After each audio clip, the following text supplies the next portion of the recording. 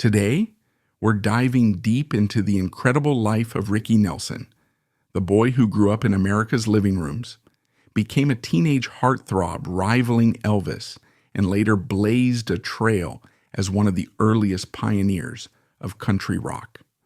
From childhood fame on Ozzie and Harriet to the iconic anthem Garden Party and his lasting legacy across generations, Ricky Nelson's story is one of extraordinary talent, resilience, heartbreak, and timeless music. Stay tuned, because this is not just the story of a teen idol. This is the journey of a true American music icon.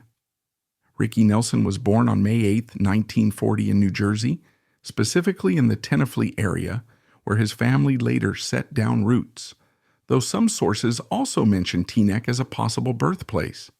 He came from a real showbiz lineage.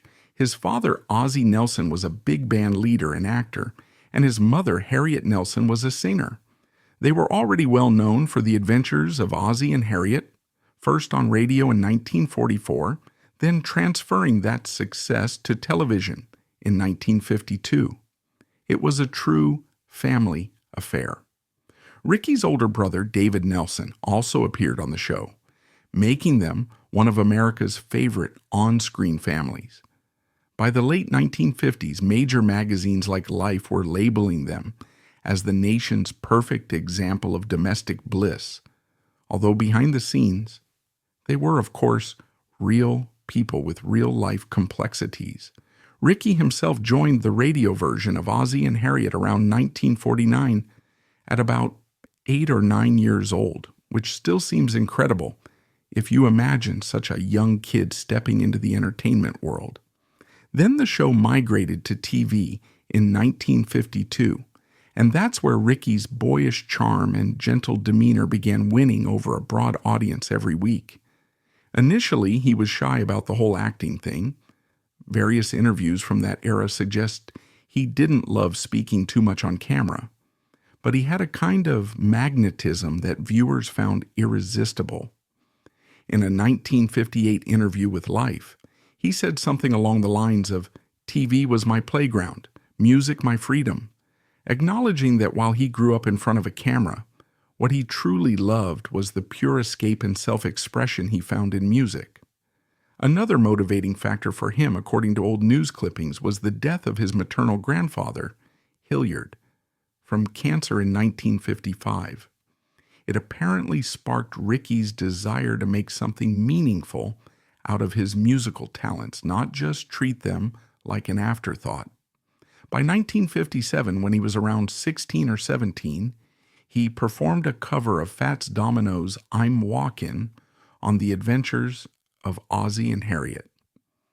That turned out to be more than just a fun cameo. It was basically the ignition point for his musical career. Teenage fans flipped out, and he signed a deal with Verve Records that same year. The first single he released, "A Teenager's Romance," shot to number 1.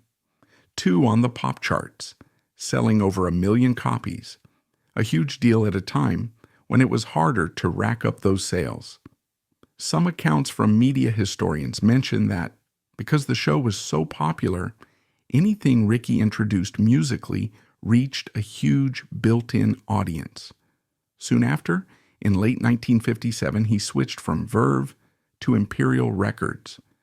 It was at Imperial that he recorded the album simply titled Ricky, also from 1957, which soared to number 1 on the charts.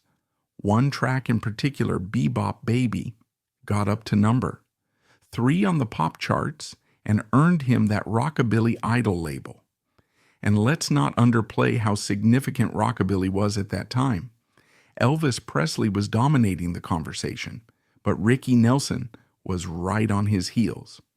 From 1957 to 1963, Ricky racked up 19 top 10 hits on the pop charts. That's a staggering achievement. Some music historians have argued that, in terms of consistent chart presence, he rivaled Elvis, maybe not in terms of overall cultural impact, but definitely in terms of sheer hits in that window. Poor Little Fool from 1958 became the very first number one on the newly minted Billboard Hot 100 chart, which started that same year. You had Travelin' Man in 1961, hitting number one, and Hello Mary Lou, the same year going to number by 1963. Sources like Billboard and the old trade journals were saying he'd sold something around 25 million records, an astronomical number for a young artist, especially one who was essentially juggling an acting career and a music career at the same time. He also dipped his toes into acting beyond the family TV show, notably in the 1959 Western film Rio Bravo, starring John Wayne and Dean Martin. It was a high-profile project that gave Ricky an aura of cool beyond just the teenage rock star image. He was sharing the screen with two Hollywood legends, and in that film he sang My Rifle, My Pony and Me, a track that showcased his relaxed vocal style. Critics at the time remarked that his presence in Rio Bravo confirmed he wasn't just a novelty from a TV sitcom. People magazine would later reflect that it boosted his credibility in show business circles that might have otherwise dismissed him as a lightweight teen idol. The British invasion arrived in 1963, and that's usually marked as a turning point in Ricky's trajectory. Suddenly, the Beatles and other groups were grabbing the top spots on the charts, and the earlier wave of American rock and roll was forced to adapt. Around 1961, Ricky started calling himself Rick, trying to present a more mature image. So by the mid-1960s, while the hits slowed down somewhat, Rick Nelson remained a name that fans recognized. He was never irrelevant. It's just that the musical landscape kept shifting. By 1969, he took a decisive step into a new genre. He formed the Stone Canyon Band and began blending country and rock. This approach was echoed by other artists of the late 60s, Graham Parsons, the Byrds, post-David Crosby era, and eventually the Eagles. But Rick was there at the outset, or very close to it. A single called She Belongs to Me, a Bob Dylan cover, reached number one, 33 in 1969, signaling that Rick was seriously venturing into this country rock territory. At first, some industry executives were baffled because they still wanted teen idol Ricky, the guy with the slick hair and the pop singles. But he had other plans. One defining moment was in 1971, when Rick played at Madison Square Garden but was allegedly booed by a portion of the crowd because he focused on newer material instead of the old hits. That experience directly inspired him to write Garden Party, which was released in 1972. The track soared to number one, 6 on the pop charts, and impressively hit number 1 on the country charts. It sold over 1 million copies and served as Rick's statement of self-affirmation. He was basically saying that you can't just keep pumping out your teenage hits forever and that artists have to grow. Some fans initially resisted that growth, but Garden Party proved that a broader audience was ready to accept his evolution. Rolling Stone magazine, in later retrospectives, cited Garden Party as a pioneering moment in the mainstream acceptance of country rock, bridging a gap between West Coast rock influences and Nashville traditions. His appearance at the Grand Ole Opry in 1974 further cemented his crossover status. Back then, Opry was still quite conservative about who they let on that stage, especially from the rock side of the fence.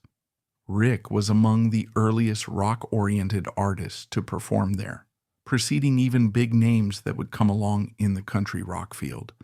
People sometimes say that the Eagles or Linda Ronstadt or others paved the way, but Rick's performance at the Opry was a significant moment that showed the old guard was starting to open up.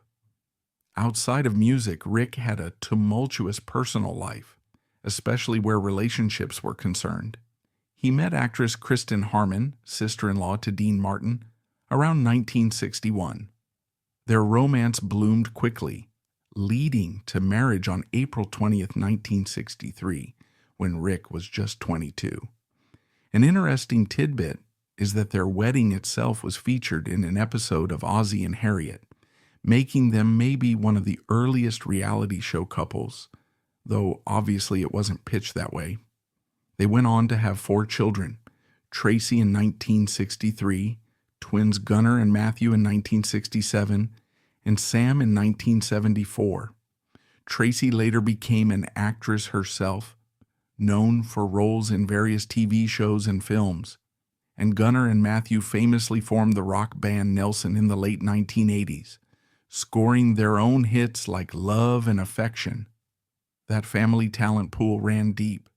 But the marriage between Rick and Kristen wasn't smooth sailing in the long run. According to People magazine's coverage in 1983, Kristen struggled with alcoholism and had extramarital relationships, while Rick was often on the road. They finally divorced in 1982 with a nasty custody battle over their youngest child, Sam. Kristen eventually passed away in 2018, long after Rick's death. Another dark side emerged for Rick in the 1970s. He developed a cocaine problem. At the time, drug use was common in certain entertainment circles, but his addiction got him arrested for possession in 1977. The Los Angeles Times reported that he was fined $500, and there's talk that he tried to straighten up around 1980. Yet the financial troubles didn't let up.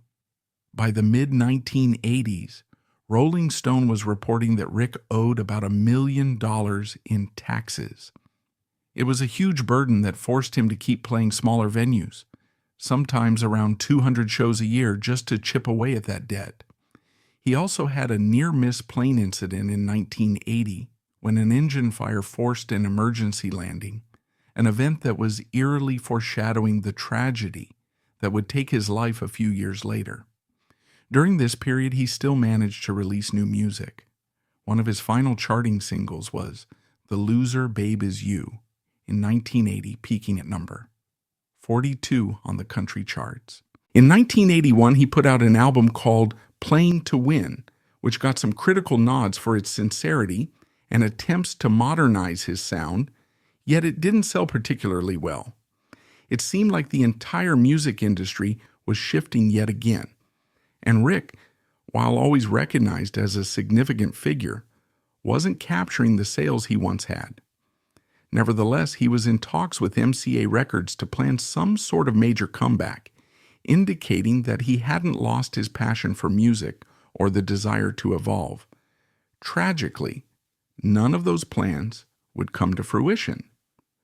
On December 31st, 1985, Rick was traveling in a DC-3 plane heading toward Dallas for a New Year's Eve gig. Something went terribly wrong. A malfunctioning cabin heater apparently started a fire, according to the official NTSB report. The pilot survived after crash landing the aircraft near DeKalb, Texas, but Rick, his fiancée Helen Blair, and 5 members of his band and crew died in the flames. It was a devastating blow to the music world. He was only 45. Rumors circulated about drug labs on board the plane, but these were repeatedly debunked by official investigations. The problem really was a faulty heater. Rick's remains were cremated, and as multiple reliable sources confirm, his ashes were scattered off the coast of Malibu. The entertainment world mourned the passing of yet another performer who had soared to incredible heights only to be snatched away too soon. In the aftermath, tributes poured in from fellow musicians, fans, and industry insiders who recognized that Rick Nelson was far more than a teen idol. The Rock and Roll Hall of Fame inducted him posthumously in 1987, acknowledging his early contributions to rockabilly and mainstream rock and roll. He would later receive a posthumous induction into the Country Music Hall of Fame in 2023, reflecting just how influential his country rock phase was and how the line between rock and country became blurred through his efforts. The legacy of Garden Party in particular resonates with many modern artists who also struggle with fan expectations to only perform their older hits. Rick's kids, especially Gunnar and Matthew, carried on the musical tradition with their band Nelson. In interviews, they frequently mention the challenges and pride that come from being children of a true rock and roll pioneer. By 2024, a comprehensive Ricky Nelson legacy box set topped multiple charts according to music trade publications. And in 2025, PBS aired a documentary titled Ricky Nelson, American Dreamer, which pulled together old footage, fresh commentary from family and fellow musicians, and a nuanced look at the complexities of his life. This documentary also revisited the long-standing rumor that the plane crash was caused by some clandestine activity on board. However, both the documentary and prior official investigations confirmed that a faulty cabin heater was the cause. The doc apparently included interviews with local Texans who witnessed the crash site and vintage clips of Ozzie and Harriet episodes to show how far back Ricky's stardom went. Today, it's pretty much undisputed among music historians that Ricky Nelson was not just a pretty face from a family sitcom. He was integral to the rise of rockabilly.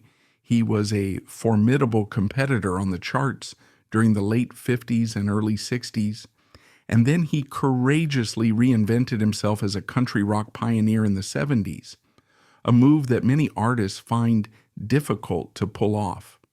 If you look at streaming numbers in 2025, Garden Party continues to be played quite a bit, often introduced to new generations who might only know him initially as that kid from a black and white show.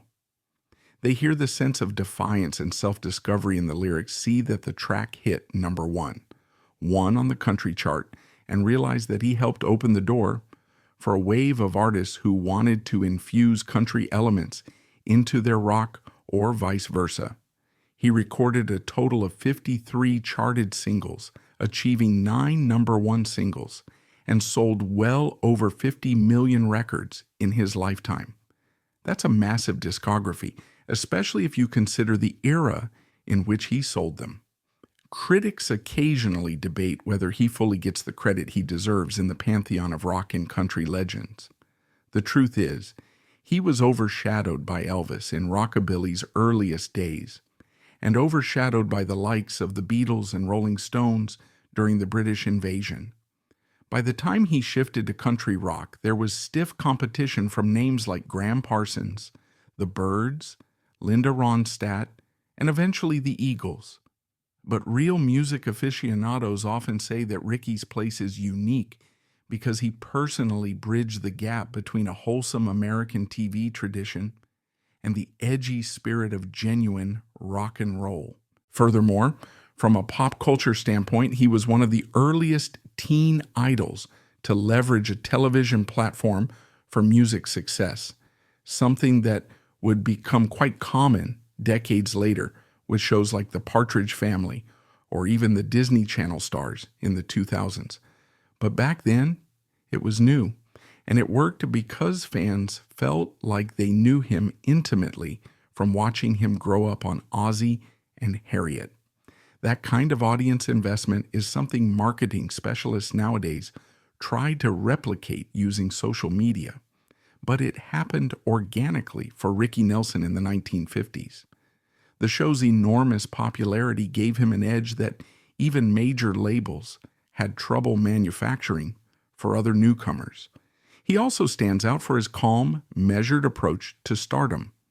Studio session guitarist James Burton, who played with Rick for years before moving on to back Elvis, would later tell journalists that Rick was a reserved but deeply talented vocalist who respected musicians and let them shine.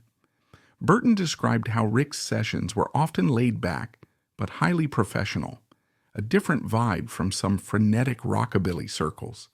According to certain recollections from Burton, they'd do minimal takes because Rick was so prepared.